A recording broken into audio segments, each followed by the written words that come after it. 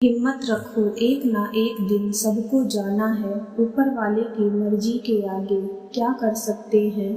मेरे दोस्त रमेश के रिश्तेदार उसे सांत्वना दे रहे थे और मुझे उसके पिताजी के निष्प्राण देह में अपने बाबूजी दिख रहे थे।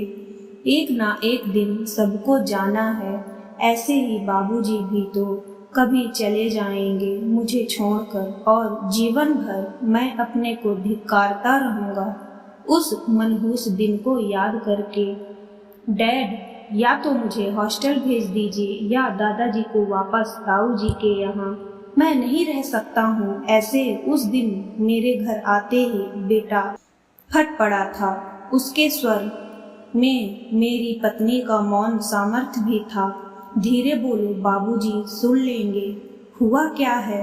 आए दिन ये सब होता था, लेकिन इस बार कुछ ज्यादा हुआ था शायद। दादाजी, मेरा फोन क्यों छूते हैं? मेरे दोस्त का फोन आया था। पट से उठा लिया और बोले कि वो तो लैट्रिन गया है। मुझे तो पहले समझ ही नहीं आया कि इसमें क्या गलत है, लेकिन बहस जब उग्र रूप में पहुंची तब समझ में आया कि वॉशरूम कहना चाहिए था।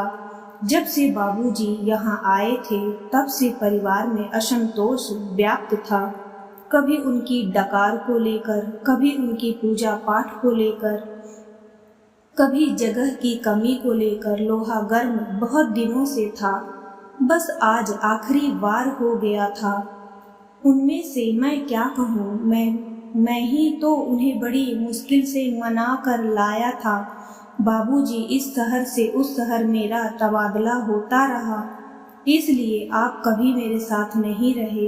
अब तो मुझे लखनऊ में ही रहना है। चलिए ना, अब उनसे जाने को कहूँ।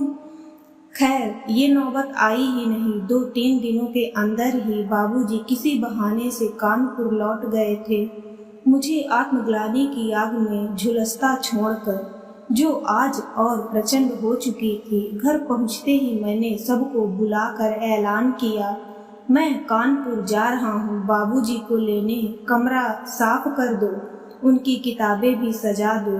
लेकिन डैड, मेरे एग्जाम हैं, अभी कोई मेहमान नहीं, प्लीज।